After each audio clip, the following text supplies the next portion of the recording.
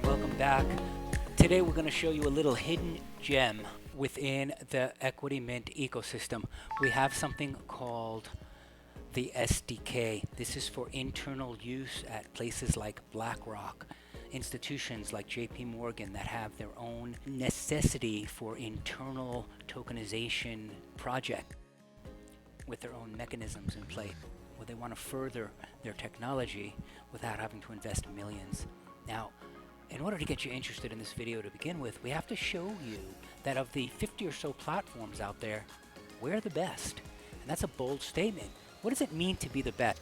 It means to be the cheapest. It means to be the only one with cryptographic proof linking the token to the legal agreement. It means to support atomic certification transactions, dual signature investor registrations, dynamic compliance questionnaires, investor onboarding, real estate tokenization, securities tokenization, a whole bunch of stuff. And if you look at this list, you'll see the others just don't stack up. And look what they charge. $50,000, right? $10,000 to $200,000. We charge $1,500 one time, plus a bunch of small fees like investor registration fees, etc. There is no comparison, and let's compare against the others. Now that I've got your attention, let's move on. We're going to show you this little hidden gem. First, before we do, what's it going to be like for you as an issuer to create your token system on our platform? It's a 15-minute process, everyone. You just click sign in, register, and then sign in again. You will need to download the MetaMask for Chrome extension. Logins do not include passwords, but do include your public address and signed message. Once you're done, you'll click Add to add yourself as an issuer. Add the information and then upload the information, and then reload it. When you're done, what you'll see is your information that you entered for you as an issuer. Let's say, for example, you are Velios Realty or JP Morgan looking to build on top of their permissioned blockchain called Quorum using EqutyMint technology. Now, let's say you already had 6 or 7 token projects already issued on our system, the most advanced there is as of today. It would look something like this. You might have something called, if you were Velios Realty and not JP Morgan, you might have something called the Velios New York Trust, which represents 2 buildings in New York.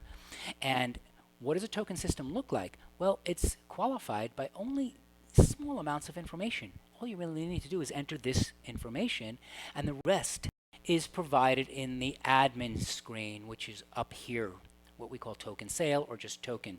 There are many, many things that you can do through the token side when you're already on blockchain. So, but for starters, you've got your token, you've described what the symbol is, what your initial max supply is, because it is changeable until you lock it. Very advanced. We support a whole bunch of stuff, time locks, staggered pricing. What you specify here is if you're going to time lock it to your purchasers. What you specify on the admin side, is it going to be gated for secondary transfers or permanently locked so that even people who purchase cannot transfer or not? There are so many options, and we'll show you all of that. But first, look at the token address. When you're specifying your token address obviously won't be revealed until you deploy. Before you do that, you're just going to add your token description and other characteristics of your token. Regarding treasuries, almost every contract is a treasury. Well, 3 or 4 of the 15 anyway. And by the way, other platforms only do 4 to 6 contracts. They're extremely weak. We have 15 contracts, everyone. This can't be compared, right? So look at the things you add. You can deploy on any chain. We don't have a native token like XDC, which is ridiculous, right? Little friction for entry. You can deploy on AVAX, you can deploy on ETH, you can deploy on BNB, which is now the Binance Smart Chain, right?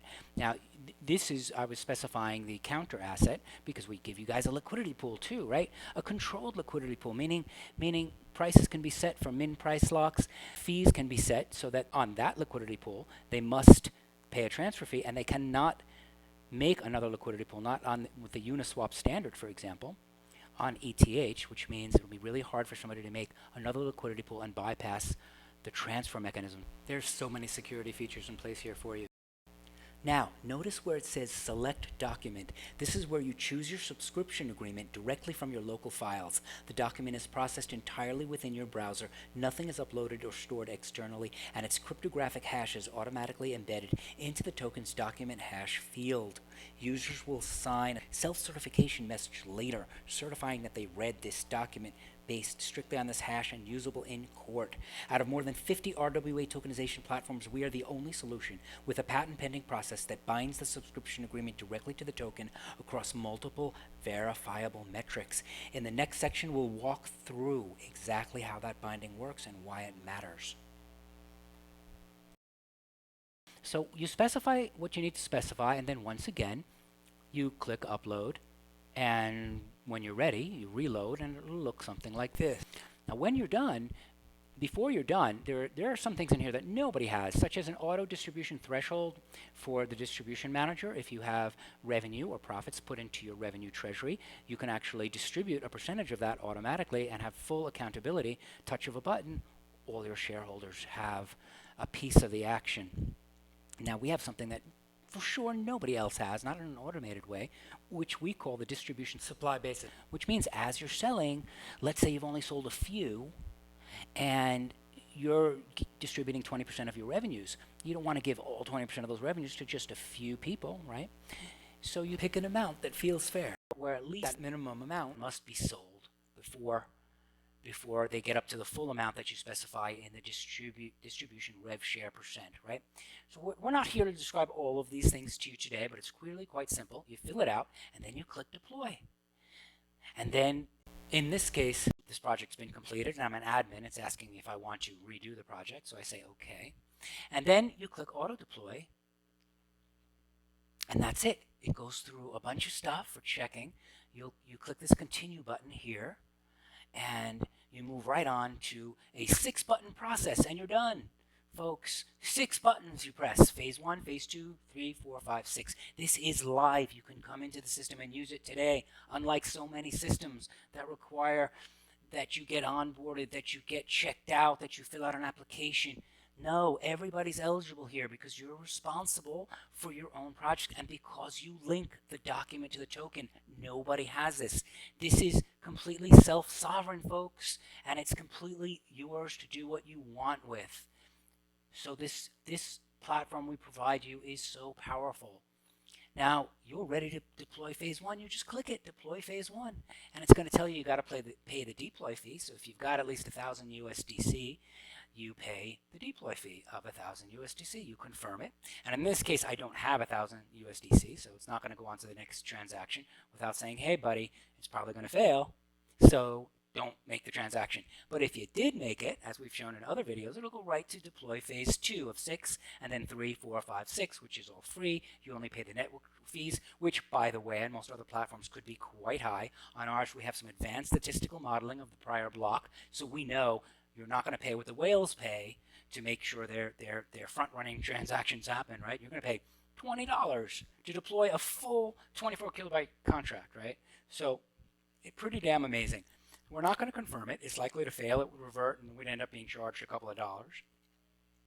But we cancel this just to show you what this looks like, how amazing it is, how fast it is. And when you're done, it always tells you your status. And what your status is when you're actually done is, in this case, it's saying, hey, you're starting again. There are no contracts to show you because you haven't even gotten through Phase 1. But when you're done with your complete deployment, it's going to look like this. You're going to see all of your controller contracts and a mirror of that as represented what we call the deployment state that contains the latest phase and other things not shown here in this snapshot. But look how many contracts are in here, right? 3, 4, 5, 6, 7, 8, 9, 10, 11, 12, 13, not including a couple of others. So you've got, in this case, we've got a lot more in our controller because this is the model controller, and it contains a lot of stuff such as some inactive addresses, right? So like for example, oh, excuse me, in this case, no, there's nothing inactive. This is actually live, and it contains a treasury admin, a token admin. You, as a super, can add another treasury admin or another token admin, right? So once you remove yourself as super, that's it. The system becomes fixed. So you might never want to do that, or you might want to give the super authority to a special a special registered multisig, right? Now, all our multisigs are registered. You must register a multisig through our own registration Gnosis factory, right? This is really important. It gives an extra level of security. We're going to close, and now you see the deployment process, how wonderfully smooth it is. We're going to go and explain to you what the document itself looks like. So before we do that, we're going to show you something really cool that we usually don't show, right? We're going to go back into deploy, and if you paid, say, $1 million a pop for our, and we're not going to do it through here, we're going to come in through the admin side, which you will not have access to, but if you paid the approximately $1 million fee for our platform SDK because you're an insider, right? You will be able to open this at the click of a button and do some amazing things. You'll be able to modify the model contracts that represent all the hundreds of thousands of projects in the platform, and for our white labels, which all have different fee structures. That's also on blockchain. That's another story, but that's really powerful. Nobody else has this. Of the 50 plus platforms out there, nobody else has this.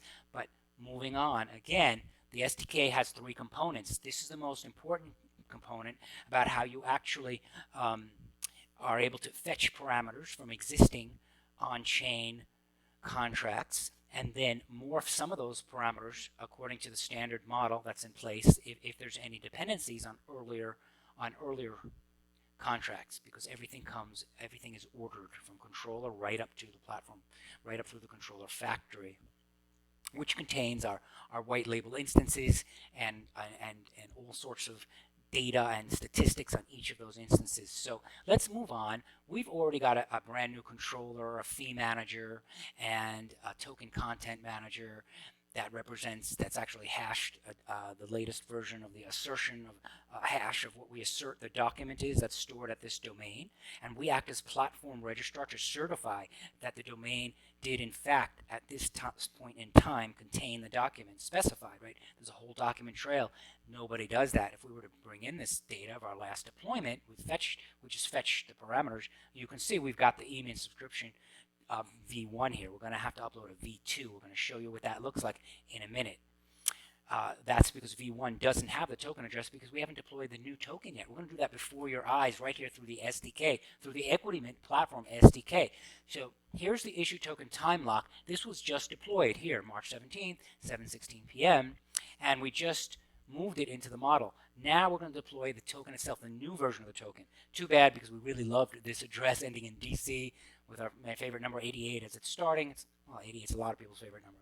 But so here we go. We're going to do it again. We're going to fetch the parameters that we have in place for the last version of our token, because we're going to use all of them, except we're not going to use the controller or token content manager. All these addresses have been updated. Controller is the same, fee manager is the same, but token content manager and token time lock manager have been updated. So what we're going to do is, you can see this token content manager ends in 6C, but what we're going to do is we're going to toggle this to use the model. So instead of ending in 6C, you can see it now ends in F0, which is the latest token content manager. And the token time lock manager that it points to, which is immutable. You can only have one token time lock manager per token. If you got to change your token, then you got to change your token time lock manager as well. Although the content manager can support different pointers into it. Time lock manager cannot. So this ends in AA, kind of a cool address. And we are representing this, the EqutyMint, not as the EqutyMint token and model.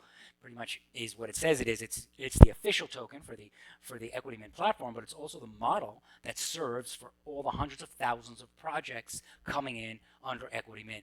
And as we make updates and changes, deployed projects stay exactly as they are, but new projects come in, get to take advantage of our latest updates, which are happening really frequently, like 20,000 lines of code a day. I kid you not. We've got 17 agents working in parallel, and no need to say anymore. Issue token is the latest contract we want to deploy in this current state, with the pointers to the latest content manager and time lock manager, which are embedded in the token. These are really important contracts. What are we going to do next? We are here. We unlock the advanced tools. We go right in to choosing the file right from our development environment. So let's do that. Let's go get from our development environment, let's go get the issue token right now. And now let's replace it with let's add the dependencies from all of these files. So we have to select the contract directory, which we did not do. Let's do that one more time. We're going to select the contract directory, which is the parent directory of where the file resides. We're going to upload, and now we've just brought in, now we are loading in all the dependencies, both local and remote dependencies, everyone, including like Open Zeppelin files, etc. So now we've got the source code in place, and now we're going to compile it, then we're going to deploy it and verify it all in just a couple of steps. It's pretty amazing. Normally you would have an employee doing this full time. You can do it yourself. Your tech admin can do it themselves. This is highly advanced, folks. Now, and nobody, if they even come close to having an SDK even similar to this, is going to be providing it to the world as we are. So, and that's why we're .org, folks, because we're like the Wikipedia of tokenization. So you'll see what's going to happen here. First, we're going to compile this. The token itself is a heavy contract. We'd be lucky to get 700 runs out of it. Let's attempt and wait. When this is done, we will move it from last deployed into our models, which now everybody will have access to, right, as a verified contract. Projects themselves do not get verified. However, their init code is exactly equal to our models, so we have a tier 1 auditor, folks, that when you just press a button, you get that badge, and you pay for it, of course, but you'll pay far less than you would normally to audit your own project. Normally, you can pay thousands, $3,000 to $10,000. With us, you're going to pay $500 for that audit, even though it's the push of a button. It's certified by and represented by a tier 1 auditing agency, which you're going to need for your projects unless your projects are not securities and there's something simple like just getting a ticket to an event, which we do. We have EqutyMint tickets. We have EqutyMint Biotech. We have EqutyMint Public Securities, EqutyMint Private Securities. You can do all of this right through EqutyMint.org, but there's certain flavors. So if you come in through one of our white labels, then the flavors will help you set up all the flags that you need as an admin, right? So look, we are done. This just deployed 700, 23.51. We got it 700. Now, we're going to take a little risk. We might get to 850. It's going to take a little bit more time, everyone, but this is okay because this might be the ultimate token that hundreds of thousands of projects are going to use, so we want to make sure it's optimized completely as much as possible. I say might because we've been making so many upgrades, and there's going to come a time, and this might be it, where this is the final upgrade for many months or even years to come, because it's packed with features. And this video was really just showing you about what it's like to use the SDK, but it's also going to show you, and it showed you how to link a document to a token. We're going to show you a little bit more about that in a minute. But first, we're going to, right when this is done, we're going to take you right into the user experience. So 850 didn't work. So what we're going to do is compile with 700 again, and then we're going to deploy this.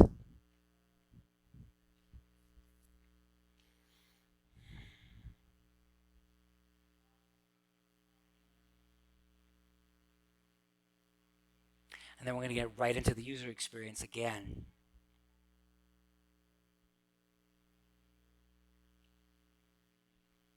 And the user doesn't have to log in. When they do their self-cert, when they do their registration, they don't have to log in. It's all right through the token sale, directly interacting with blockchain, and it's a really smooth flow. We're going to show you that in a moment, what the user experience is like. We do have to get at least through the sale to do that. So let's finish this up. We're going to deploy this contract. These parameters look good. EqutyMint token and model, token description. These are all pointing to the correct places. We're going to deploy the contract, and we're going to select the regular create address ending in D8. Okay, and we'll continue. We always like cool last numbers. We could do that with create too, but then verification process is just a little bit more tricky. With at least a tiny little bit less security if you're doing it with Create 2. So we stuck with the standard. Create 2 is cool because then you can have the same address on multiple chains, on various chains. But here we are, 82 cents to deploy the token. That doesn't seem right. It should be what happened to the $20. Oh no, it is 82 cents. It was $22 to actually do that that multi-phase deployment of several contracts at once. So this is still quite low for the manual deployment side, especially since it's a heavy contract. But doing the auto deployment that you saw earlier is much heavier. So this is done. It's now pending the verification stage. And the submission was rejected because it wasn't yet verified, but it is now verified, as you can see, verification processing. And so now we're going to go up to the verification section. We're going to go up to issue token, which is here. And you notice that if we press the verify button, it's verified now. Verified on the ETH Explorer. You can go to the ETH Explorer and check it yourself. It is now an official and verified contract on the ETH chain. We are going to now save this to our models. Last deployed to models, we're going to take the old token DC and we're going to upgrade it to D8. And a lot of things that go into this. The init code is saved, so as we said, we can compare it to project init code. This is highly necessary when doing multi-phase deployment, and a bunch of other characteristics, the transaction hash, etc. We're going to say yes overwrite, and we're going to change DC to D8. So let's do that right now. And now it's been saved to D8, and this updated already. That was really quick. Now the last thing we need all of the contracts to make a completely functional project. However, we only need to get through Sale Manager to show you what the user experience flow is like for purchase. So let's do that without further ado. We just fetched 9 parameters from the old Sale Manager.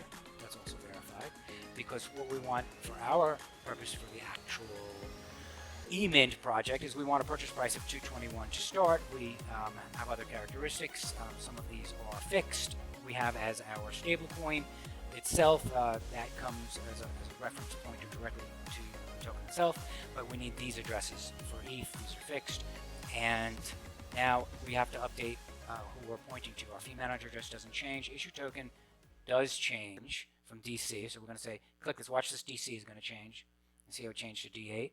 So now that is correct, right? So again, this just show you the ease and simplicity with which it is to use the SDK.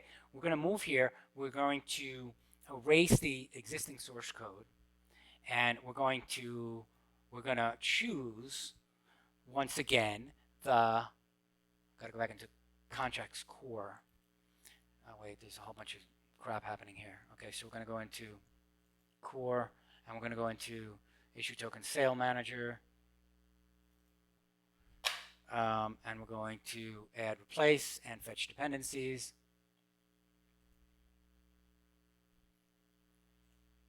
Right there from the parent. Okay, and now we fetch the dependencies. Now we're going to go right into the compilation. Issue token sale manager is also a little bit large. We're probably going to get I don't know what we're going to get out of that. We'll try it's going to be somewhere between 2,000 and 5,000. Let's see what we get. We'll try 2,000 first, and we'll move up to 5,000. Deploy this puppy, save it, and go right into the user experience, which is right through this $sign button. Or you're going to have your own links. If you have your own links with the token specified, we'll show you how easy that is to use. We're going to show you how you just make your own link, and we'll give you a button for that, so you can just simply push a button and have your own link to your token once you're done deploying.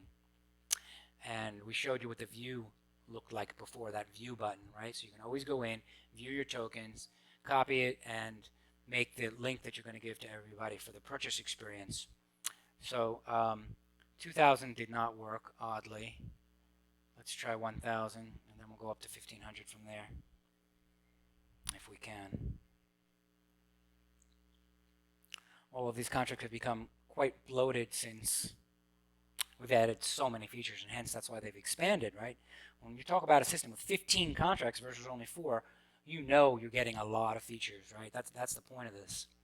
So let's finish compiling this so we can show you the fun part, which is the user experience, right? This is only for project heads, right? Users just want to see how fast they can go invest in something, and then even take a look at a little marketplace about where they can look at other things.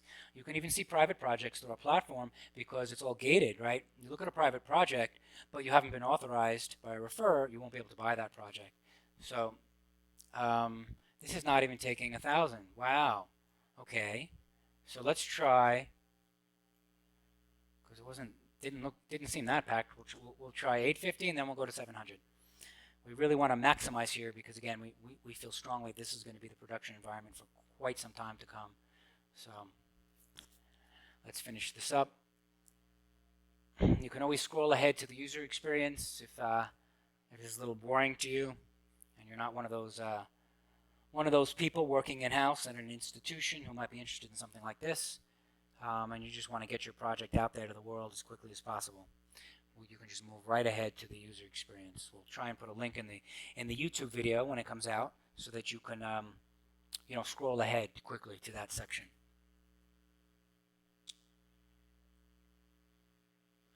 We'll try and make this whole thing. Yeah, it's not even taking 850. Oh my God, let's fingers crossed it'll take 700 like it did before, for on the last deployment. So if you could see my face, you can see my fingers are crossed with both hands. All right, let's see what we can do here. I know the distribution manager compiles at 5 or 10,000, so that's a smaller contract. We'd like to have that finished too because the token actually will not deploy without the distribution manager's blessing. I mean, it won't activate. So that's important. We get through at least the distribution manager. And then we got to add project revenue treasury, all that good stuff that we'll do another time. But now we're ready. This is the issue token sale manager. These look good. The issue token address ending in D8, and all of these factors look good. Deploy the contract. Let's see. We'll go to phase 1. Ending in BC. These were horrible addresses. Oh my God. We always like addresses that end in numbers for some reason. Just psychologically, it's better. We're going to confirm this. 74 cents, deploy the contract, and moving right along. We'll save that as the model, then we'll deploy just the distribution manager as the last thing, and then we're going to go right into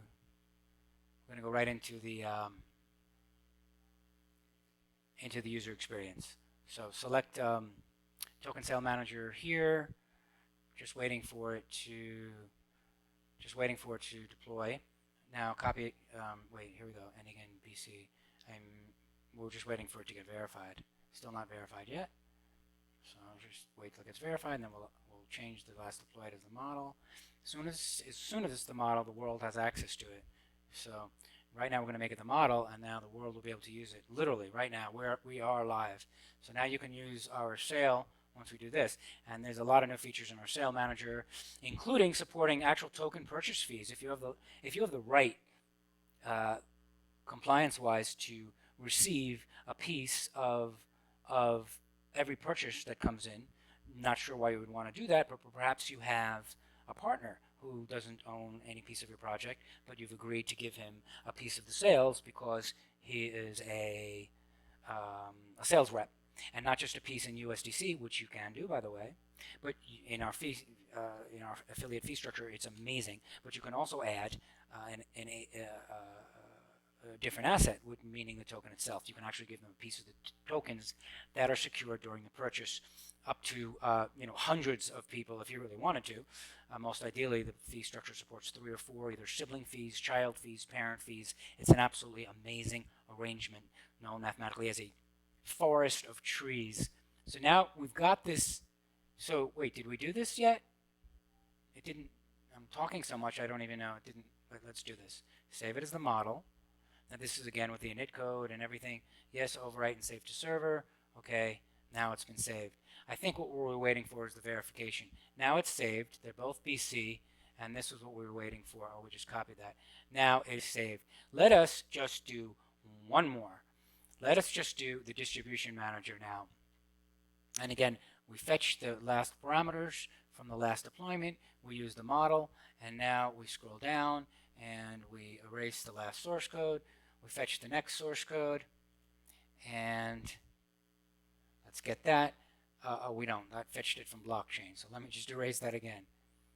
Okay, let's erase that, and let's go into choosing the issue token distribution. It doesn't actually fetch from chain, but it fetches from an explorer when you're fetching source code. So let's go in and get us the distribution manager. Issue token distribution manager. Let's add replace. Let's upload the dependencies. Let's go to the contract here. Let's upload. And let's, oh, okay, upload, load dependencies. Okay, good. Now we have 103. This should go in 10,000, if not 7,000. Let's try. This is it, folks. We're about to go right into the user experience, which is the fun part, right? And then we go into the admin. We'll go into the admin experience first because you do have to activate your token, and then you've got to activate your sale if you want to do that. But we'll show you how to activate the token. We're really showing you everything about what it means to be a project here. And then we'll show you, if assuming you added your token address to your subscription agreement, because you will need to do that to be completely verified. We can show you that process. And that could be like in a second part of the video. We'll show you that process to get to be completely verified. But for now, we're going to deploy this. Does it have the latest fee manager? Yes. The latest issue token address? Yes. Initial auto distribute threshold. That means you got to get at least $5,000 into the distribution manager before it does a distribution, which all investors or purchasers have to claim from, right? Distribution supply basis is really important. We explained that to you before. We said ours is 1 million. We need to have at least a million shares sold before the full percent that's authorized gets sent. So otherwise the rest just stays there, and you're welcome to take it out anytime. It just stays there, it's frozen, or it never ever gets to the distribution manager from the liquidity pool, from the liquidity provider, excuse me. So let's from the treasury, from the project revenue treasury. There's no interaction between the liquidity provider, liquidity pool, and the distribution manager. So let's deploy this contract without any more waiting here. Are we using the do this one more time. Deploy contract. We just want to make sure that we are using create, standard create. Okay, good. Now it's deploying. Now we can go right into the user experience. As soon as this is done, we'll save it as the model, and we are done, ready to go into the user experience. Okay, confirm. We'll show you the most advanced user experience on the planet. This is what you want to see, folks. Okay, so we've deployed the latest manual versions. We're going to wait till it verifies, and then just upload the last deploy to models. And let's just wait till it verifies to be absolutely sure. Not verified yet. Let's just wait till that goes to a check mark. Now it's not quite. Okay. Not verified yet. Still pending. There it is. Verified. Now let's save this puppy. Now it's written to the models. Done. Done, done, done. Okay. A8. Very strange. A8. Okay. What we're going to do now. Here we go. We're going to go right into the user experience. We're going to take this. We're going to take this token. You will not be able to actually go through a purchase because the token is not activated, and we wanted to show you the rest of the project experience. But this is so exciting. Let's do this first and go into the user experience. So we're going to copy this token address, right, ending in D8. And we're going to go, instead of going right into token sale here for the admin experience, we're going to show you a pure user experience. We're going to say /token sale, which will just /token will work as well. And we're going to say call equals user, and we're going to say token equals that token. This is a link that you can just press a button to get after your token is generated. When we go to it, this is the link that you're going to give your users for purchase, whether you're selling tickets or whether you're selling access to a fund through the NAV pool, which we do have, that has restricted redemption days. There's just so much that you have access to, even if you're just selling tickets, right? And it's not superfluous. It's all turned off if you decide not to use it. So it's kind of like you want to change your style, your rhythm over time, you can, without spending thousands of dollars more or anything more. So here you are. The token was entered here, and yet we still see this because call equals user. I've got a question mark there instead of an ampersand. So let's just change that, do it again, and now you're only going to see the user experience. You see it's much more lightweight. So without confusion, token address is entered. The user, who you've either referred or the public has referred into your platform, depending on what your compliance level is like, compliance structure category. So connect and discover. And you see a little bit about the token statistics. In this case, it's nice and fresh. There's only one holder. 210 is the supply, 210 million. The transfer fees are 0%. We actually have, and this should show, there's a $10 transfer fee. You don't see it because we haven't deployed the project revenue treasury yet, so you can't see that yet. So you will. And those are not transfer fees that the platform charges. The platform does not charge transfer fees. I just want to be really clear on this. The platform only charges one-time holder fees that are extracted from your platform revenue treasury. If you do not have a platform revenue treasury that has enough funds in it from the transfer fees or from other sources, because you're free to lower your transfer fees from the default of $12. If you do and you don't have other sources of revenue and there's no money for transfer fees, then the project will be locked until you place enough funds into your transfer treasuries. This is really important that the model is supported, and we'll show you the whole fee structure later. Now, let's go into the next step for the user. They just click verify token and documents. Document verification failed, and it can't find any registered documents for this token. Now let's see why, and there's probably a reason for that. The reason is we changed this. So what we're going to do, we're going to show you here exactly what we did. We're going to show you how we're going to fix this right through our server. We said that the subscription agreement we're using is EqutyMint subscription, the URL is EqutyMint subscription agreement v1.pdf, right? So what we're going to do is we're going to go right back into our server. We're just going to close this. And we're going to open our server again, and we're going to go in here to our server, and we're going to open up the conf file, right? This is not something I would normally show in a video, but what the hell? I want to get this done in one shot. So we're going to scroll down here, and we're going to actually set the alias for the EqutyMint subscription agreement version 1, which this is, right? And we're going to set that to EqutyMint subscription agreement v1.pdf. Now this is with the URL that it's expecting to see it at is not EqutyMint subscription agreement PDF, but it's expecting to find that at EqutyMint subscription agreement v1.pdf, right? Which happens to be the same name as the file. And so we're going to save this and get out of it, and then we're going to reset the server, and then we're going to try verify again, and let's see if this works. We're going to do verify token and documents again, and it's going to work now, except for a small warning, because we don't have the token embedded in the contract. See how it says partially verified?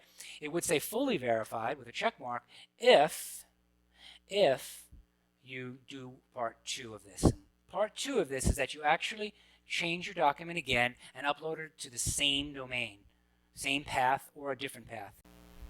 If you use a different path, the old hash is still saved. With the original path, the hash was preserved by timestamp, meaning multiple versions of a document can exist over time at the same URL, or the same document can live across different URLs, all within a verifiable trail. This creates a powerful, flexible system for asserting truth across every edit and update. So even if someone accessed a document in the past, before it was changed or removed, that version is still provably real. That's because the platform cryptographically signs proof that the document existed at a specific URL at a specific moment in time. And beyond that, the user themselves verifies that they viewed and accepted the document regardless of where it was hosted. The hosting still matters. It anchors the origin, removing any doubt about where the document came from. The result, a permanent tamper-resistant record of truth, no matter how the internet changes. So for this partial verification, let's look at the document trail. The URL does line up to an actual document with a hash that's asserted, that's specified, but and the fetch attempts, you can see it fetched it, but the token evidence was not found, and that specifically means, hey, the token address is not on the document yet. So it just gives you a warning that could be spoofed, right? So we won't let you buy it in that case, but if you're an admin, you can. So this video should still work. But we go one step further. We say, did you actually read the document? The only way you can prove that is if you actually enter the hash. So that means you have to choose the file. Did you download it? You download it first. You just push that button to download it. We have it already, but we can download it again, and then we can hopefully open that. We're going in order to choose the file, we got to get back to our downloads, right, which is somewhere over here, and then that very latest thing which we just downloaded, we click it and we verify it to make sure the hash lines up. Otherwise, it will not let you purchase, right? So this is a safety feature for the user. There is a compliance issue found. The token address is not found in the document. We told you that already. Nevertheless, being an admin, it's going to let me buy it just to show you how this works. Wouldn't let you. So as a project, you do need that phase 2. So gave a final warning. Hey, document's authentic, but the token address isn't in there. So this is where we get into the fun stuff. This is a dynamic questionnaire based on your project settings. And again, we didn't show you this as an admin because we really wanted to get you right into the experience for the user. What the user sees here is a questionnaire that's tailored to your project, folks. This project is defaulting to a 506B, but it could be anything you want. You don't need to ask for investor status if you're just selling tickets. This whole part won't even appear in their questionnaire. Right, so it's really cool. For 506B, it's perfect. For 506C, where you need actual document verification beyond self-cert, this self-cert is still required because it protects you by receiving this base information for a basic audit trail, but you can add what's called a third-party registrar that has more in-depth, robust registration, and then they themselves hook into our system by providing that registration information or simply sending an email with their registration link that the user enters here, right? So it's really, really robust. So you, as a user, you just, you enter your name, you enter your email address, right? And then you're going to enter who were you referred by. If this is 506B, which is the world's best 506B platform, folks, because nobody else does this, where they require you to enter a referrer email address where you have your own referrer email address. But we go one step further. The email address of the investor can become a referrer if you allow it, depending on your jurisdiction, depending on this gray area within the ACC, within the SEC. If your legal department permits that, it's super powerful. It means you believe you've asked enough questions of the user who becomes a registrant that they themselves can become a referrer, right? So this is the gray area is that, well, did you talk to them directly before they became a referrer, right? But again, it's a gray area because it has been accepted. The point is we support this technologically. You see how it says, if provided, it will be included in the registrar email record, but it's not optional. It's optional, but it won't be provided in the registrar email record unless you set a bit that we show you on another page in the admin section. If you don't set it, this will the investor or the registrant cannot become a referrer. I just want to make that really clear. These email addresses do not get uploaded, just a hash of these email addresses to protect the user's identity. The only email address that gets uploaded as an email address is you as a project for CCing this audit information, this untamperable email that contains the questionnaire. Now let's continue. 1917, just give a number, right? Give a country that you're from. And, if we say USA, then you can't be non-US down here, right? It checks for that, typically, pretty well. I am a certified accredited investor. My experience level is advanced. I am not affiliated. I am not a terrorist. And I'm not an employer of the project or an employee of the project. Now, look, my IP address is Costa Rica. That's a no-go. However, because it shows Costa Rica, it's going to make me check this that says, look, I'm just traveling, baby. I acknowledge my IP address may not match the VPN travel. I confirm my investor status selection is correct, right? So you can take this out of there and just not let them invest if the IP is off. But the truth of the matter is a lot of people do travel. Nevertheless, we record this IP address, so we make it known that there is this risk. You can have manual registration required, so even after they do this, you could decide not to accept them if something looks fishy. Even though self-cert is sufficient for 506B, it's not for 506C. So you can still be 506C, excuse me, and use our system. Now it's saying, look, fill out all fields. We missed something. We didn't select city and state. Let's do that. Let's be new and make a New York, California. Okay. Now, we are going to self-certify and request register email. This is such an important point. Let me show you something super cool, guys, before we even click this. Well, no, let's just click it. I'll show it to you later. Watch what's going to happen now. This is one of the coolest parts of our system. MetaMask opens with the certification message. This is so cool. And we just added not only the Unix timestamp at the bottom, but the actual date. Fingers crossed that it comes out correctly. It did, oh my God, but it's off by a day. It's off by just 1 day, which means we're going to have to redo all of these contracts. But for now, we're going to keep it. But it says 226.318. You know what? This is actually right for UTC, because 22 minutes ago, it became 318 in London, because it's a 4-hour difference, and we show 8:22 here in Costa Rica. This is beautiful, wonderful, so it's working perfectly. Really important. A lot of people don't have this. They just show the Unix timestamp. We're showing the actual data on the contract here. This is a contract, folks. This is in your wallet. It's super amazing. Nobody has this. Not to this extent. We've done extensive research. Nobody asks so much. Let me just show you. You're the owner of the wallet, such and such. You hereby represent, as a purchaser, under penalty of perjury, under U.S. law and other applicable laws, that you access and reviewed a subscription agreement with the certain this is the agreement. It actually, we show the URI of the agreement. We show the token address is that it references. It's saying that it references it. In this case, it didn't reference the agreement, which is why we won't even let you get this far, right? You are asserting that what you read references this token address, right? And the basis of the offering is one of these.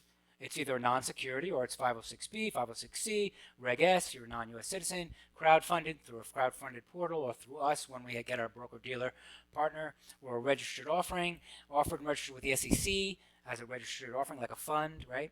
Non-security product like a service, donation, license, membership, right? Issuer reliance and discretion. And again, this could be like for tickets or something. This is kind of exciting. So, you understand and acknowledge that the issuer is relying on the truth and accuracy of these representations. This is really important, right? Hash verification and assent. By signing the message containing the hash, you represent that you access and review the agreement prior to committing funds, and you agree to be legally bound by all terms. Even if you're just selling ticket to go skiing at Mount Snow, this is so comprehensive, and it protects you as a project, and it also protects the user, because we actually verify that the document they sign is the one that you assert is the document that represents the project. It's really important. Platform fees. You acknowledge that the fees are not an investment, right? Obviously, in and of themselves. And the incorporation by reference. The agreement contains all the materials, blah, blah, blah, blah. Now, check this out. The document hash is the hash of the document that you assert that you've read, right? This is legal in court. Timestamp Unix seconds, also legal in court, but we go one step further because judges really like human readable information. So we provide the UTC date. The referrer email hash, if you have one, is included separately. But there's something else that should be here and I don't see, which is called the testament hash. So that is one other thing we are going to need to add, which is the actual hash down here. You see this testament hash? This testament hash is something new that we added that the system does support. Why I do not see it? There's probably just something missing. And let's see. It is possible. No, document hash is long. That is a shame. We were really excited to be ready to go. That's one thing that's missing. It's not essential, but we love it because it means that email can't be tampered with. So we're going to move on with this. Maybe it's here somewhere and I just missed it, but I was really excited to show you that with the testament hash in there, actually, as part. And this hash, by the way, it represents the questionnaire. Like I changed one thing in here, and I'll show you this. I'm going to confirm this just so you can see it. I just want to show you something. If I change one thing in my attestations, watch this hash. It changes. Actually, maybe it stopped changing because I already did the confirmation. But normally, we've seen it change before. It changes. It works in real time. Let me say New York city. If I add another 1 to that, New York, let's see if this changes. Yeah, so there it changed, but it's not changing with the flags as it should. So that's something else we need to check into. And being that we're live, we need to do this quickly. This is the new version, right? So these, the testament hash is not that important, but it's certainly important that everything that's being asserted is part of the hash. Obviously, you want to check a box. The hash needs to change. So we are now going to go into the final step, which is the project email. We said that the project email needs to be added, and it is not added. So let's go add it. We're going to show you the admin screen now. As a project, this is the final thing. As a user, should all of this been good, you would get an email. You'd click this button, self-certified register request. It would actually have just sent you an email. You'd go check it, and then you'd paste the signature that comes from the complete registration with registrar signature, right? It's actually not a legacy field. You would actually paste it in there because that is necessary to self-cert, unless it is disabled. This whitelist signature automatically comes back from the server if you disable the domain verification requirement. Now, if you do disable it, it's less of a victory for the user. Purchasers like to see this. They like to see that the platform itself is helping them. And we're going to, even if you do disable it as not required, we're going to give them a check mark here that says, platform certify what you're about to buy, that as being at least the same representation, so that you can take it to court if you need it, right? You could take it to court anyway with just your self-cert, but a third party certifying the domain snapshot at that time is even more powerful.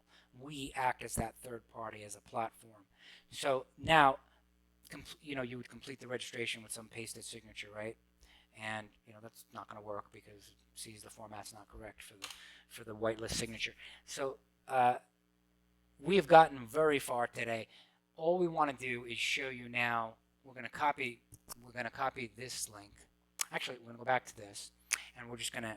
This is the main token sale link. We're going to go copy just the token, and we're going to go into the admin side just so we can show you some basics.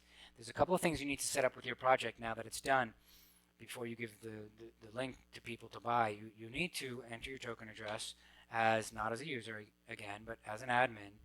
You need to enter your token address, then you need to click connect as admin, and then once you connect as admin, you'll see the same basic information, but the very, very first thing you need to do is scroll all the way to the bottom and pay the activation fee of 200 USDC and activate your token. Now, should you do that, being on the EqutyMint.org side, the fee will go to the project itself, which means to the platform itself, which means in theory I can recover that 200 USDC as the platform owner. So let's see if this will even work. I really don't want to just spend it, but I'm going to just to see if I have 200 USDC. It looks like it'll work. There doesn't seem to be an alert. So I'm going to do this just because we're recording it. So just to show you that we can activate the project. And now the token is activated officially, and now it's just about activating the sale. Now we're going to do that even though we're not fully activated yet. And we're going to say, oh, I had to confirm that as a spending request. That's what I did, I believe. Rather than just a transaction to send the 200, I had to make it an allowable spend first, I believe. So I'm not paying attention because I'm talking at the same time, right? Very hard to do two things at once. So we now officially submitted the transaction and the token is activated. So next step, we're going to go back to home and we're going to click the activate sale. This is free. You just pay the gas for that, maybe 41 cents. These are two things you have to do. And nevertheless, your sale still won't be active if you will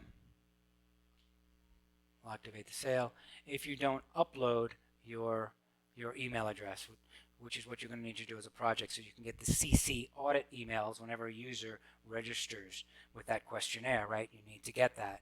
So I'm going to go back home now. Sale has been activated successfully. The next step, remember I told you we had all these flags? Oh, this is staggered sale pricing, set base price, set staggered prices, very powerful stuff. Our current price is $221. I could set a new price here just by clicking set base price. I got to enter a price, like $1, you know. I could enter the new price and then set the new price. I could also set staggered pricing after like thousands of shares are sold. I could raise the price. All right, so I'm going to cancel this. I'm not actually going to do that. So just showing you that it works. But now let's go into, this is really, really important, where you can actually set it's actually part 2 here. It's called sales registration mode, right? When you set the sales registration mode, which you can't do because this is for legacy, what you would set it here under edit registration and compliance policy. Now this is so strong. Look at all of the things you have access to. Is this a private offering? Is it referral required to begin registration? Is referral expansion allowed for the investors? Is a token whitelist required to participate in sale? Or not? And if it's not, can we have just something called allow sales registration? We'll show you that for the government green stamp program. Now, third-party registrar permitted, that's what we said, like, hey, you don't want to manually do everybody. You want to have a third-party registrar do really intense documentation, verification of who they are through like AI, self videos and AI checking of documents. You want to do all that. As you want to have a third-party registrar like SumSub do that for you. You just click this. Now, it's permitted. It's not forced unless you force it, and there is a place to do that somewhere else. But third-party registrar permitted, may whitelist. So here's where it's enforced, where it says token whitelist required. Manual registration is admin whitelist, but so is third-party, right? So if you click bit 3 and bit 5, then third-party is required, okay? So U.S. persons allowed, obvious stuff. U.S. persons not allowed. U.S. investors must be accredited, because maybe you allow a U.S. person, like for selling a ticket, but they don't have to be accredited, right? Everything you could possibly think of is taken care of here. Now, crowdfunding, do you go through a separate portal that we interact with, or do you wait till we have our own broker-dealer license? A lot of stuff going on here. Now, you preview the questionnaire. This is the exciting part. Check this out. When you change the bits, the questionnaire changes. Look at that. If a referral is not required, then there's no referral email address, right? So why should they mention a referrer if you don't need one? Should we leave that in there so that they can still do it? It's possible we could do that. Look at this. If a referral expansion, investors may become referred. If a referral is not required, then you can just click referral expansion, just so that you have a list of them, right? You have a list of all the referrers, and you let them enter it, right? Investors and then referral will also be added. So it's one way out. Like, we don't have to change anything there. If you don't require a referrer, then surely the investor itself could become a referrer, right? So third-party registrar permitted or not would determine, you don't add third-party registrars here anyway, so that's not relevant. U.S. must be accredited. If no, look at that. Look at that. Accredited? No. So if they click U.S. investor, it's still not going to send the is U.S. flag.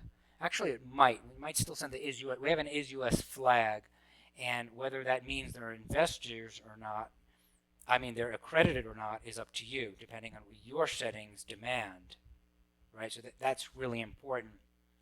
We will still record them on chain as is U.S. or not. Now, non-U.S. must be accredited, register KYC AML, all of this stuff. Look at that. Register KYC AML. I'm not affiliated. This usually goes with U.S. must be accredited, right? So you should click this, right? You usually want this. Anyway, but that's up to you. The point is, it's really powerful. There's something else that was added here. Non-U.S. persons allowed. Not. See that radio button gets so much change. Registrar jurisdiction verification. What is that? Registrar jurisdiction verification required. That means registrar must verify jurisdiction residency. That will mean that either we add more self-cert stuff later, or that the third-party registrar is going to know this. They're going to see this, right? So even though we require it here, the third-party registrar, if you have one, is going to see this, or you as a manual registrar, your employees will see this, and they'll say, hey, we got to get all this information covered before we whitelist them. And there's just a button right here to whitelist. So anyway, enough of that. But what we wanted to do now, and this is the whitelisting the registered user, by the way, manually. You can do it with a registration note. And this is where the green stamp program comes in. This is huge for government, right? You can approve for purchase because you don't want anybody to get a green stamp, only approved people. You enter their address, and then you approve them, right? And in order to do that, the very first step is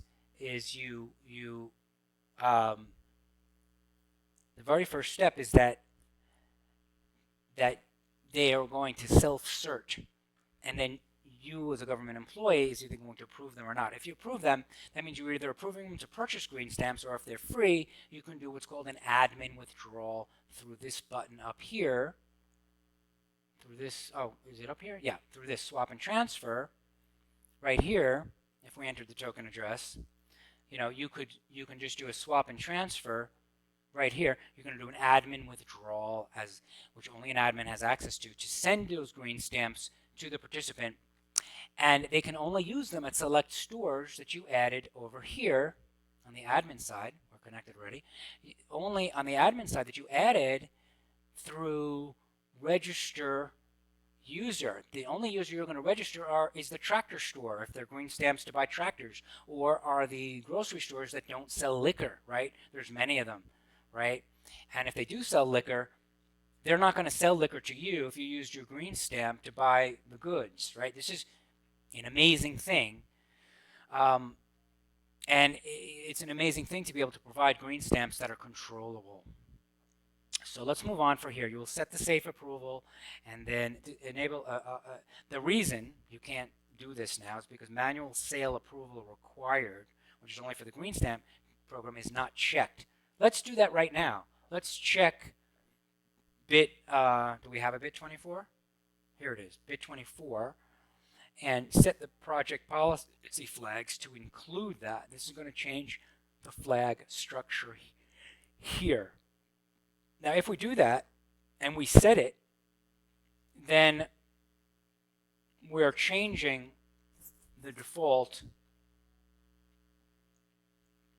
for the model, not just for us, but well, actually, yeah, it's hard-coded. The model is hard-coded, so it would only change it for us. The parameters we use and the changes we make don't affect how you as a project get your defaults, right, or the parameters that you use. But for our project itself, we don't want the manual sale. But if we confirmed it, right, let's do it anyway because we're going to uncheck it later and make sure it works. If we do this and we go back home, okay, so we did it. Now, if we go to the green stamp program down here, this is what we got to do next, by the way. I said we needed to add ourselves as an add official email. We got to do that. But let's go down. Where's the green stamp program? I probably went down way too far. It was probably up here on the... I can't find the green stamp program. I'm going to make a little table of contents for this going forward. I think it'll be a lot easier. But let's close. Yeah, and I also want to be able to close this once we've opened it, and it doesn't close. So, edit. We need to have a bunch of things here to take care of.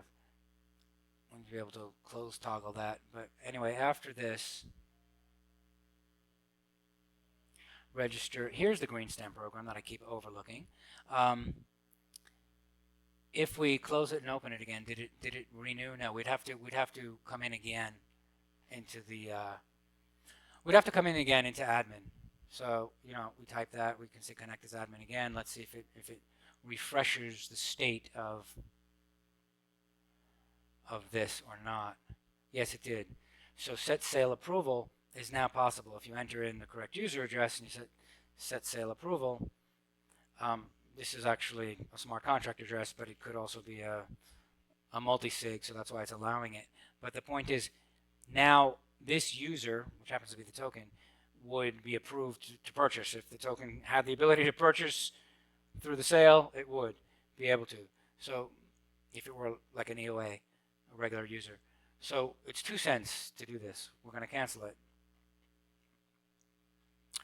So that basically says now all sales must be manually approved, but not whitelisted, right? Because it's the tractor store or the supermarket that gets whitelisted. That's it. We're done with that. So now the first thing we want to do is get off bit24, get right back to where we were, and because we are actually going with the 506B and Reg S restrictions for our own project, the platform project itself. So let's set project policy flags back to where they were. I wonder, were they 377555? I guess we'll find out. Because when we review the video again, we're going to see what they were set for. If this was actually set like that. But let's save this as such. So we can get off bit24. And that's it. Go back home. And there we are. And now the questionnaire is, is also accordingly. This will change the questionnaire to show things that are relevant to the green stamp program, right? Which is, really, really important for government projects. Preview the questionnaire. If this were selected right now, it's not going to make that change. But in fact, byte 4 is not even shown here. So a couple of changes to make to support all these things. Nevertheless, and collapsible here. So next thing we want to do is add the email address for, again, all this is live, and it would be the very last production version that we used if the testament hash were embedded, which it is not. It's just a tiny thing, one line of code. So we do have to make that change. We thought we did it, but something didn't take. So now add the official email is right here. So the email we're going to use is registrar@equitymint.org. Now this should be a no reply, so we're going to do, make it very clear, registrar, no reply, right? That's what we're going to use at equitymint.org. And as the CC, so when they see that the CC is going there, they're not going to try and reply to it. And if they do, then you reject it. You have a bounce, anything coming from that. So deactivate, turn off this email, no, because it hasn't even been added yet. Store hash only, no, we need the actual email for the registrar on chain. This is one thing you cannot avoid as the project, to have this extra kind of security, unless you're going to completely bypass the domain registrar, not even offer the users that.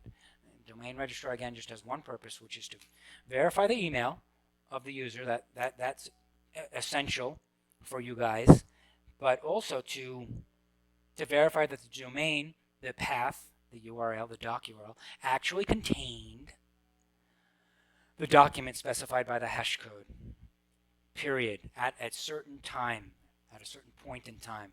So let's confirm this just to add the email address, even though this probably will not ultimately be the token that the project uses. You can use it for your projects right now. You don't need that testament hash. It's just extra detail to make absolutely sure nobody can tamper with the email, but it's just as usable in court the way it is now. We have several active projects on the platform without that, and they're extremely happy. So email updated successfully.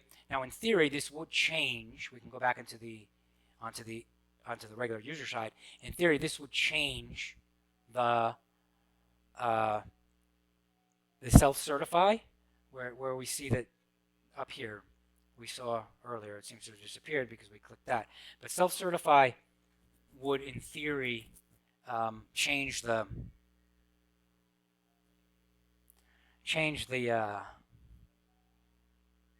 error message about not seeing the CC email for the project itself. And again, just so bummed out there's no testament hash in here, but that was the very, very last thing we had to do to make this the most amazing, amazing system on the planet.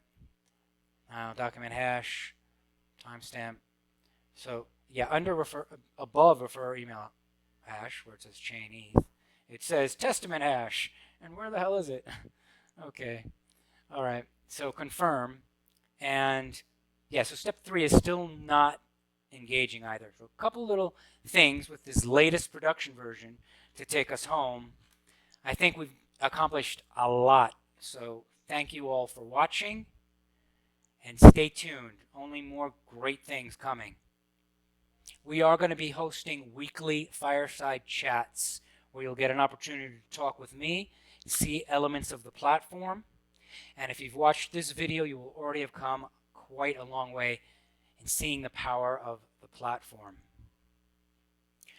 One of the additions, one of the extra things you have here access to is you can see all of the, if we were in the regular mode, you can see all of the auditable projects on the system, right? Like you can just click a project, such as the main project, select the domain, select all the subdomains that we cater to, like Krells, and you could see the Krells project. You can select that project that's focused, and the token address appears. This is still our old token address, but if you put it here, I think it wants a token address, not a controller, so it needs to be just a token. But the point is, yeah, because it's not a token address. To get the actual token address, you would click the project itself and see the amazing amount of contracts that we have here. You would click the token itself for the Krells project, right? And you would, if you were an admin of the project, you'd click here and click connect as admin. If you're not an admin, you can still see everything. This is highly transparent, but you can't make these changes, right? Now, I'm not an admin of the Krells project, so in theory, I shouldn't be able to toggle the token gating, but I can try. Let's see. Yay, failed, not token admin. Callers, not a token admin. See, it works, right? So view the flags. This is a legacy project. They don't have flags, right? This viewing is just to see the power of the system if they were to use it, but they can't because they don't have access to flags. They would have to take the 12 minutes and redeploy, which we're certainly willing to do for them and all the other projects on our platform. We showed you swap and transfer already. We did enable our token, so in theory we should be able to do an admin withdrawal if we wanted to swap and transfer for our token ending in D8. We are connected. If we go down here and we do like an admin withdrawal, in theory I should be able to type a recipient address and a token amount. Like I can send, who is this? Oh, that's the Krells token. So if I want, I could send. You see, this is how powerful we are. The token itself is a treasury. You can send tokens to and from different treasuries. Now, if I send to a Krells, I won't be able to get it back unless they send it to me back. But the point is, nobody has this. Nobody has this kind of power. So if I send a note, test sending my tokens to the Krells project, right? Amazing. Can I do that? And can they send it back? Absolutely. But I'm not getting select treasury source. Okay. Because I'm an admin withdrawal, I can only send them from somewhere, right? These are my treasuries. The issue token is the only thing that actually has tokens in it. And so I'm going to send from D8. I got a balance of, 210 million. I'm going to execute it. And let's see. Check this out. Oh my God, I can actually send tokens from one project to another. This is fucking amazing. I use that word because if you had the patience to watch this whole video, you should be drooling right now. Absolutely amazing. So now, let's say I'm not doing it, obviously, but I could. And then they'd see them there. And then they could send them back to me, right? There is just ridiculous what you can do here. Now, internally, you can do an executive peer treasury from one treasury in your project to another. So I want to send from the tokens to the sale manager, let's say. Now I've got a restricted sale manager and I've got other sale managers that pertain to the controller that are not relevant because again, this is demo. It shows all our snapshot history throughout our production experience here. So as the platform controller anyway. So I could send it to the revenue treasury or the distribution manager. No reason I'd want to do that, but I certainly want to send them to the sale manager to get the sale started. I'd want to send, say, 1 million tokens, get the sale started, and there's no note or description in the executive peer treasury.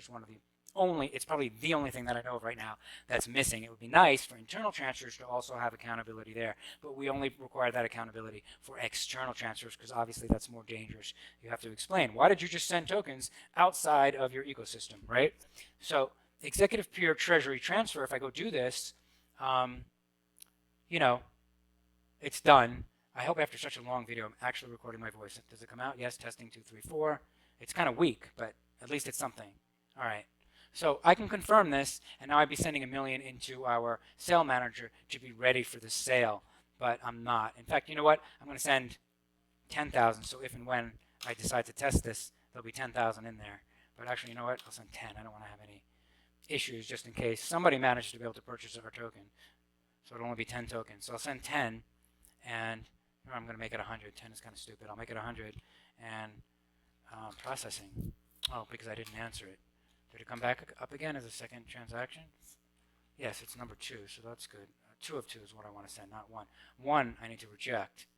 So this is the one sending 100 tokens. It's very dangerous, by the way, to submit multiple transactions without answering your MetaMask.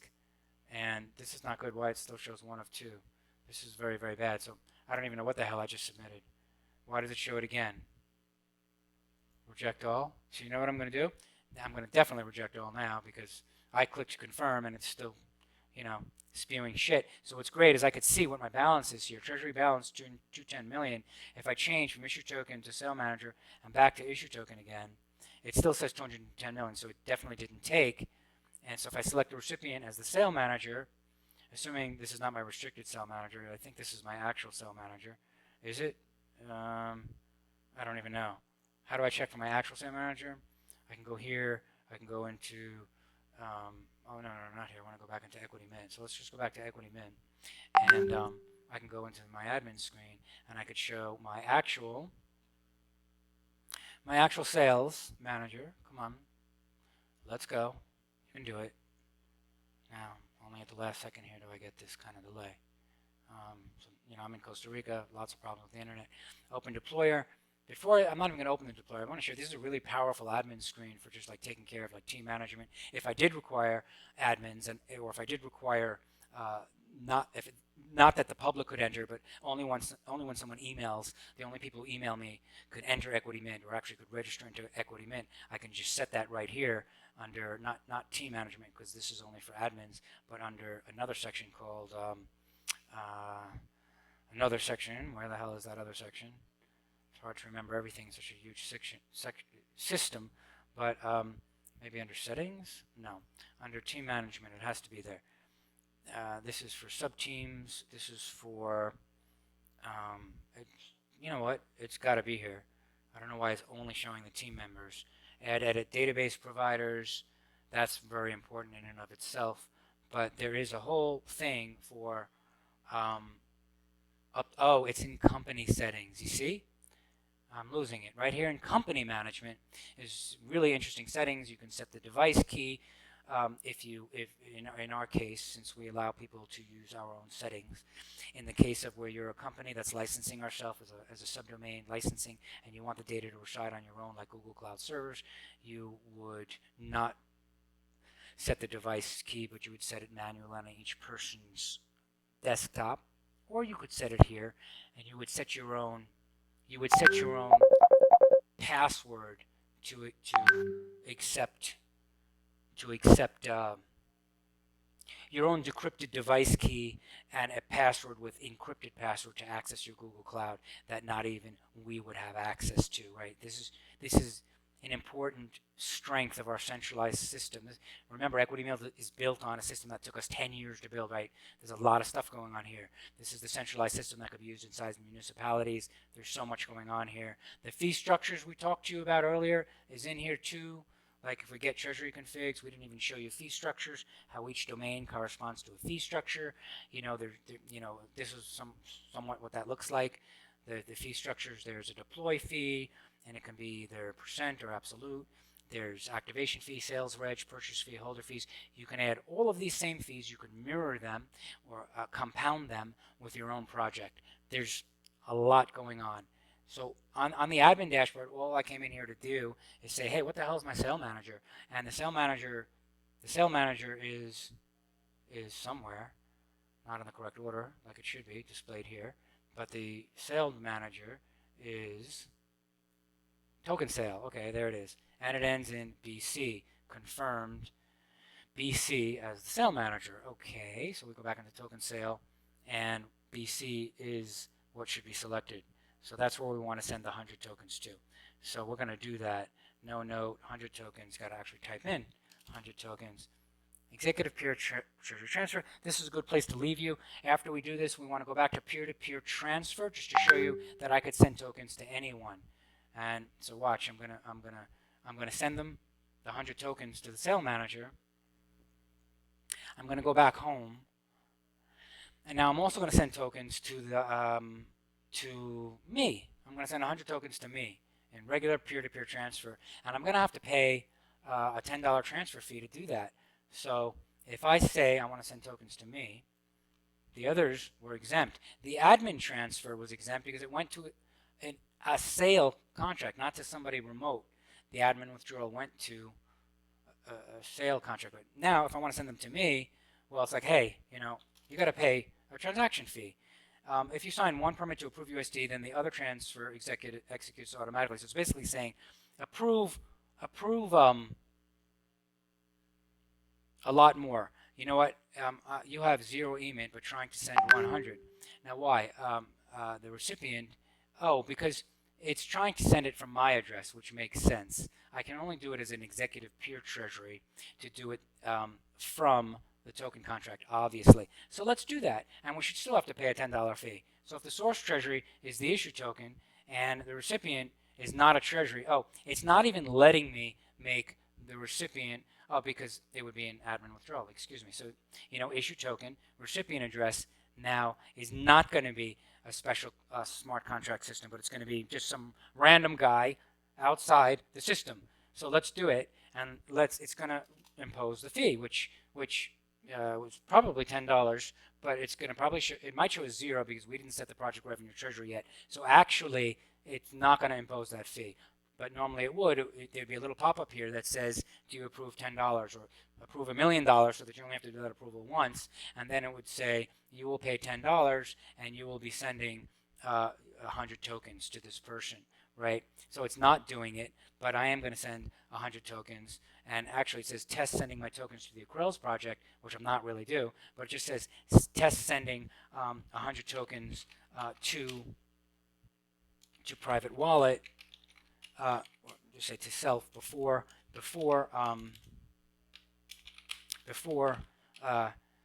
revenue treasury is added to token system, right? To token system, and therefore no fees imposed. Okay, so execute. Normally there would be a $10 fee here. And that fee goes to the project, not to the platform. In this case, it goes to the platform because the project is the platform, right? In your cases, it doesn't. We want to make it really clear. Transfer fees are divorced from what we call one-time holder fees and registration fees. Those are 2 separate fees in addition to your deploy fee and your activation fee. In total, it comes out to far less than any other platform we know of, and we showed you that table at the beginning of this video. So if I confirm, I'm going to send 100 test tokens right now to me, and this is, absolutely amazing. So receiving 100 tokens, I'm going to go back home, and that's it. We showed you an incredibly comprehensive video today, folks. There's only one more thing left to show you, which would be what would happen if you click the Treasury Manager. No, not the Treasury Manager. Yes, the Treasury Manager. This gives you absolute control for now. This is what you would use to control your controller, meaning add new Treasury admins. It's a super. Remove Treasury admins, right? We have so much garbage in our latest controller, ending in VO. That's our latest controller. We have so much garbage in this controller that, we don't know what to do with ourselves. Like we have, old contracts because we keep making new ones, but we also have probably a bunch of other things. So what are we going to do? We're going to click edit. This is what you're going to do right here. You're going to go here. You're going to click add entity. You're going to add a new treasurer, or you're going to add a new token admin. Smart contract you cannot add. You can try and it will fail, but you can add a third-party registrar, like we talked about. You need to add yourself as a registrar if you are going to be manually registering people. That's really important. So do that now. Add yourself as a registrar to the project. Entity address, give yourself a label, and you can say Platform Project Registrar for manual registration if required, right? It's not required for us, right? Not required for our project because we are 506B. If we ever extend to 506C, we might need manual registration. So we might write not currently required, but you know what? Because it might be in the future, as 506B, maybe in the future, if we change to 506C. Now this is a hell of a long description. Let's see if it'll even take. It might be too many letters. I think we allow for 255. So let's see. Entity ID is just you know, in my case, you know, I could put like a license number if I were a broker, but in my case, it's just going to be, you know, platform administrator, platform admin, right? And so add entity, or say in this case, platform registrar, right? Really important. Add the entity, and boom, it's now going to be added to my controller as a registrar, and then I can remove it as well too. It costs about 26 cents currently to play around with the most powerful controller on blockchain, folks. Most people don't even use them. They use what are called access roles. So there is just so much stuff going on here. I hope you enjoyed our video and really find how impressive we are, and how if you watch this whole video, you are now an certified expert with our platform. Please register, please sign in, and once again, I'm just sorry I didn't put my little face in the bottom of the video there, you know, in that little screen like I would with in my other videos. But you guys get the gist. I'm going to try to put the subtitles in here too, so you can actually read along as I speak. And this is the first video I've done that's extremely well-rounded. It shows you every aspect of the platform. Once again, thank you very much for watching the EqutyMint platform overall video, both for project admins, whitelisters, and is this still recording? Yeah, because you know, whitelisters and users, purchasers, investors alike. The only reason I didn't stop it now is because remember we talked about project fees, right, as pertains to different entities. So if I enter the controller, this controller, and we talked about like an amazing affiliate fee structure. If I load in the domain fees for the EqutyMint project, I get one thing, but if I load it in for another project, like let's say the Del Norte project, and I grab the fees from the manager, I get two fees, right? Well, actually, this still shows one. Let's try this one, Acrels as a subdomain, for example. Yeah, it's only grabbing one entity, so let's check it here to be absolutely sure. Load existing from Platform Universe, and see, there are 3 fees here, and this is correct. These are the 3 fee structures associated with Acrels. This is public information, folks, so it's there. Everybody can see it, and that's one of the beauties of blockchain. This is our fee arrangement, and we reduce fees for all our white labels rather than coming straight in through the platform. So it's always there's always an incentive for you guys to use a white label. But I just want to show you this, and you know, that had 3 fees. That did work, right? If we do here, now that I put Del Norte in as a subdomain, and we load existing fees for Platform Universe, you'll see 2 fees, right? The Del Norte ELA Treasury. This is working perfectly, like a charm. Why, when we auto grab fees from Fee Manager, do we only get 1? Because this is the Fee Manager associated with the controller, associated with the latest controller for our token, and indeed, it is correct. There's only 1. Why do we do this here? Because it acts as a base. If we ever wanted to click it, we can add this fee as a base fee for other projects. And basically, this base fee doesn't go to me, or doesn't go to any admin in the EqutyMint platform. It goes to the actual treasury, revenue treasury of the entire EqutyMint platform. So as EqutyMint makes money, our purchasers make money automatically based on whatever percent we put in, which I believe is 20%, ascribed to the eMint token.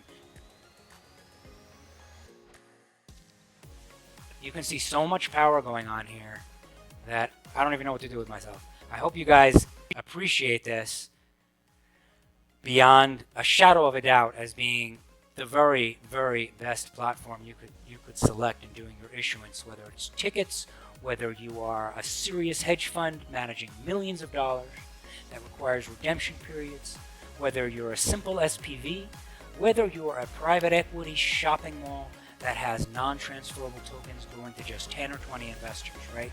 This system is the deal. All right. Thanks again.